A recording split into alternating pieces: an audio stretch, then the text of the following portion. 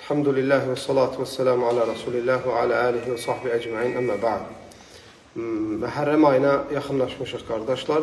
Bilirsiniz, Məhərrəm ayında olan ibadətlərdən biri də Aşura gününün orucunu tutmaq.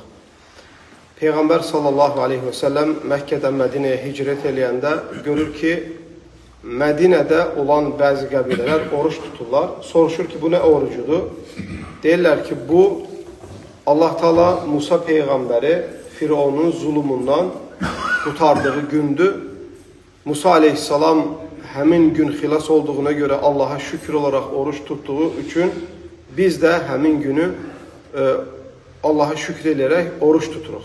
Yəni Musa aleyhissalamın Firavunun zulmündən qurtardığı gün. Musa aleyhissalam və ona inananlar. Peyğəmbər sallallahu aleyhi və səlləm buyurur ki, biz sizdən daha haqlıyıq Musa Peyğəmbərin yolu ilə getməkdə, Musa Peyğəmbərin şəriətində olan, şəriətimizdə müxalif olan olmayan şeyləri ihya etməkdə və Peyğəmbər sallallahu aleyhi və səlləm Məhərrəm ayının 10-u, yəni Aşura sözü 10-cu deməkdir qardaşlar. Aşura 10-cu deməkdir. Təsua 9-cu deməkdir. Peyğəmbər sallallahu aleyhi və səlləm oruç tutur və sahabələrdən bəziləri də yenə Peyğəmbər sallallahu aleyhi və səlləmin sünnəsinə təslim olaraq oruç tuturlar. Qısa olaraq Məhərrəm ayının 10-u oruç tutmaq sünnədir, müstəhəbdir qardaşlar, vacib deyil, qadir olanlar tuta bilər. Peyğəmbər sallallahu aleyhi və səlləm buyurur ki, kim Aşura gününün orucunu tutarsa, Allah onun bir il keçmiş günahlarını bağışlayar. Burada nəzərdə tutulan təbii ki, kiçik günahlardır.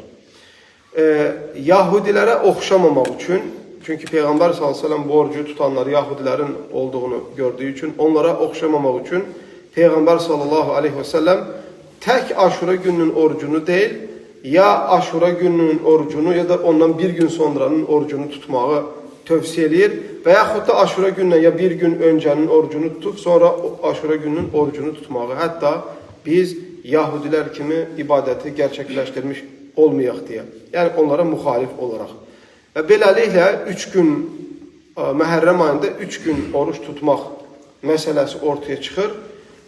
Ya 9-u tutur müsəlman, Məhərrəm ayının 9-u 10-u tutur, ya Məhərrəm ayının 10-u 11-i tutur və yaxud da 9-u da tutur, 10-u da tutur, 11-i də tutur Məhərrəm ayının 10 orucunu.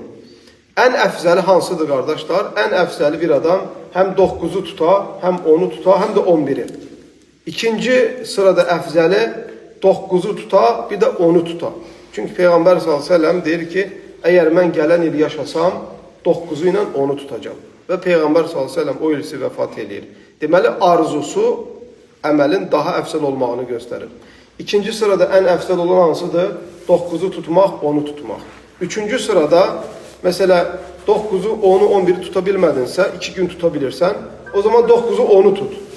9-u 10-u tuta bilmədinsə, 10-u 11-i tut. Yəni 3-cü 10-u 11-i. Əgər bunların heç birini eləyə bilmədinsə, ya gücün çatmadısa, ya imkanlı olmadısa, sadəcə Aşura gününün orucunu tuta bilərsən, bir günü Məhərrəm ayının 10-u. Məsələ qalır ki, qardaşlar, əgər cümə gününə təsadüf eləyərsə, həftənin 6-cı gününə təsadüf eləyərsə, hansı ki, tək sünnə orucu tutmaq qadağan olunmuşuq, Aşura gününün orucunu tutaqmı?